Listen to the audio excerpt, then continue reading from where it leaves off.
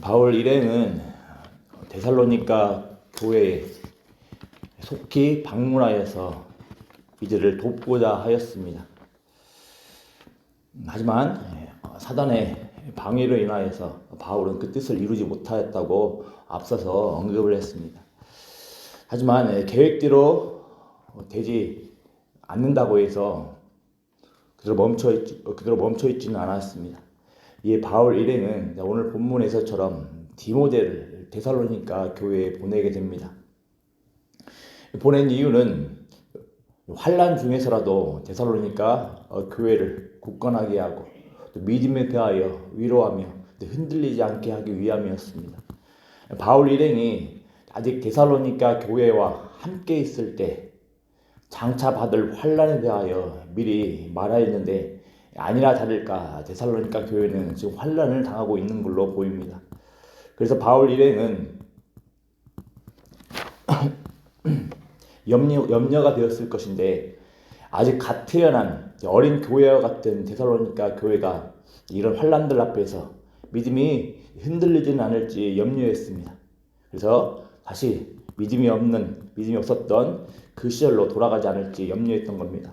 더 나아가 시험하는 자가 곧 마귀가 데살로니가 교회를 시험하여 바울 일행의 수고를 헛되지 할까 염려했습니다. 그래서 바울 일행은 그토록 데살로니가 교회에 방문하기를 힘썼던 것이고 또 그게 여의치 않아서 디모데를 보낸 것이었습니다. 아마도 디모데는 아버지가 헬라인이었을 뿐만 아니라 바울 일행을 돕는 청년에 불과했기에 어떤 위험에 노출되지 않고 데살로니가 교회 형편을 살펴보는데 더 용이했을 겁니다. 무작정 뛰어들어가는 것만이 교회를 돕는 것이 아닐 수 있습니다. 오히려 교회에 핍박이 더 일어나게 할 수도 있습니다. 그렇다고 무작정 가만히 있을 수도 없는 노릇입니다. 이때 바울 일행은 오늘 본문에서처럼 대안을 찾았습니다.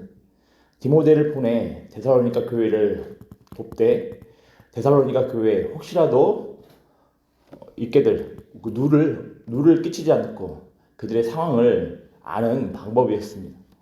데살로니가 바울 일행은 이처럼 교회를 돕기 위해서 각종 대안을 찾기 위해 있었던 겁니다. 이처럼 사역은 교회에서의 모든 일들은 한 가지 방법으로만 이루어지지 않습니다. 목표를 이루는 다양한 여러 방법을 찾을 필요가 있는 겁니다. 사역의 방법들 이렇게 열려 있어야 하는 겁니다. 길이 열리지 않는다고 불평하면서 단념하며 가만히 있는 것은 아닌지 살펴봐야 되겠습니다. 바울 일행이 적절히 대안을 찾은 것처럼 앞의 문제를 해결할 수 있는 대안을 찾고자 우리 애써야 되겠습니다. 하나님께서는 일방적으로 우리를 돕는 경우도 있으시지만 대부분 우리의 생각과 우리의 계획과 우리의 수고를 사용을 하십니다. 그렇지 않고 가만히 있는 것은 교회를 시험하는 자에게 오히려 빌미를 주는 상황이 될 수도 있는 것입니다. 이어서 6절부터 13절은 바울 일행이 디모데를 보낸 그 대안의 결과가 어떠했는지를 이제 말을 합니다.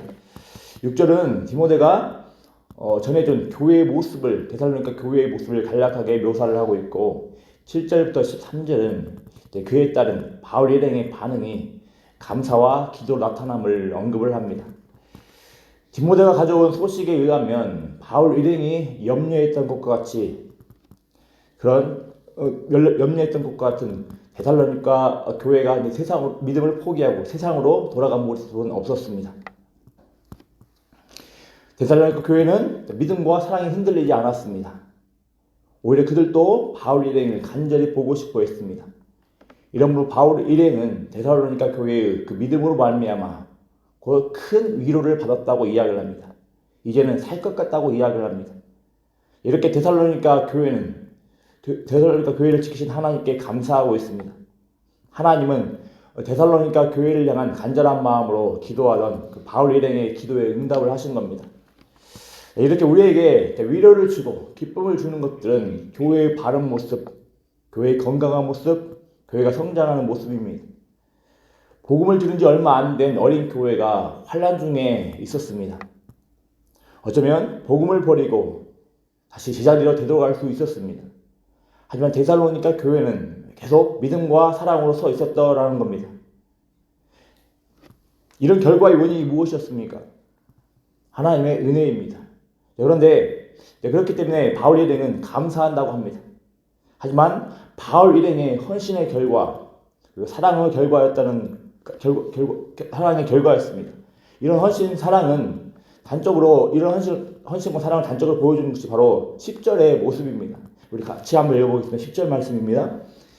주야로 심히 간구함은 너희 얼굴을 보고 너희 믿음이 부족한 것을 보충하게 하려 함이라. 아멘. 이렇게 하나님께서는 교회를 위한 어떤 사역자와 직분자와 성도들의 수고와 헌신을 사용하셔서 우리로 하여금 감사하게 하십니다. 이렇게 교회에 대한 수많은 수고와 헌신과 그리고 그 결과는 정직하게 비례하는 경우가 있습니다. 비례하는 경우가 많습니다. 사역자에게나 직분자에게나 일반 성도들까지 이렇게 교회를 향한 이런 마음과 이에 따른 수고와 헌신이 나타나는지 돌아봐야 되겠습니다. 교회가 바르게 성장하고 건강해지는 것은 어떤 요행이나 어떤 빗배에 의해서 이루어지지 않습니다. 하나님께서 세우신 사역자와 그 직분자들과 교회를 이루는 성도들의 수고와 헌신과 기도를 사용을 하신다는 것을 알아야 되겠습니다. 이렇게 기도하는 교회를 돕고 돌보시고 여러 은혜를 주시는 것이 바로 하나님 아니겠습니까? 그 하나님께서 이런 와중 가운데서 이렇게 수고와 헌신 가운데 나아갈 때 하나님께서는 때를 따라서 위로하시고 그들을 세워 나가십니다.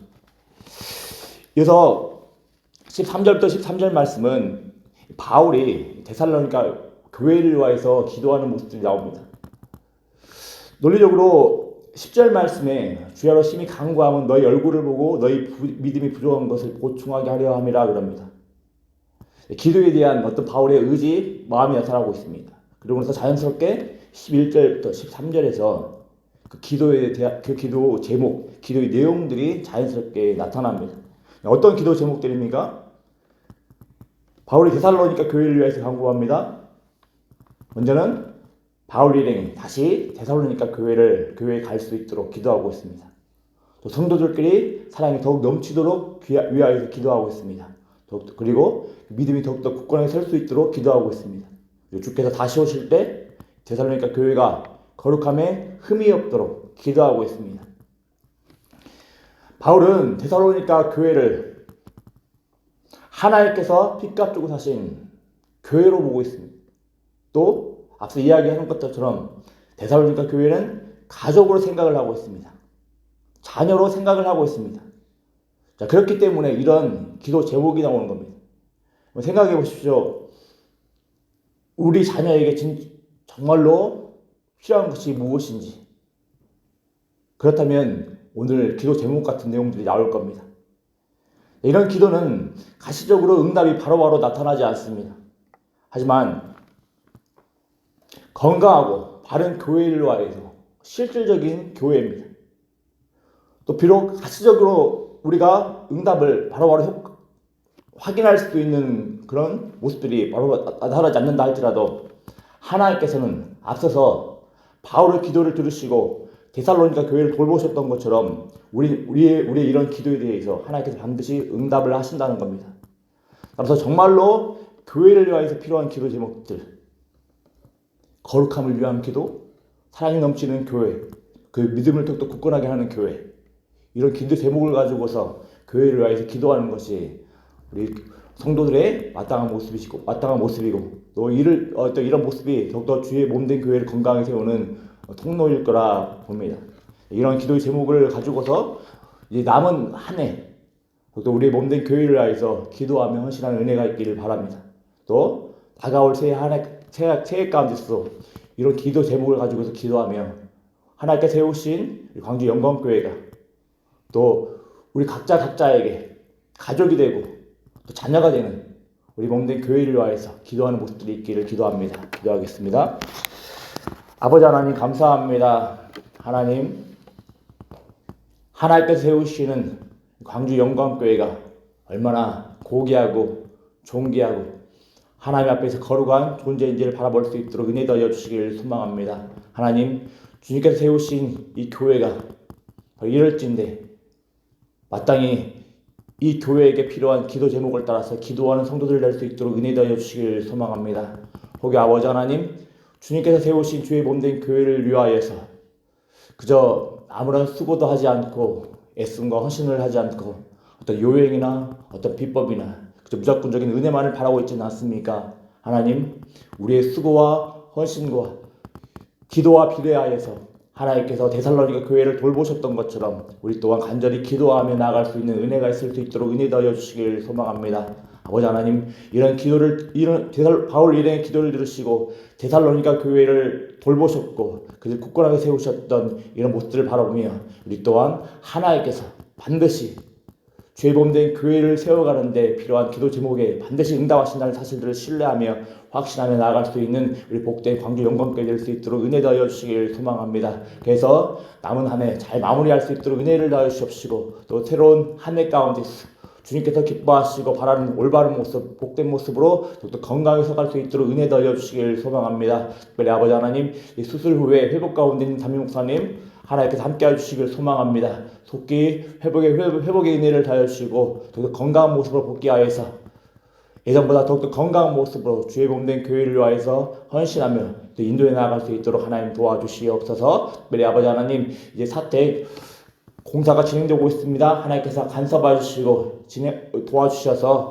빠른 시일 안에 필요한 것을 주님께서 넉넉하게 공급하여 주셔서 복된 그 사택이 진행되어 줄 수 있도록 하나님 도와주시길 소망합니다. 감사드리며 예수님의 이름으로 기도드리옵나이다. 아멘. 하늘에 계신 우리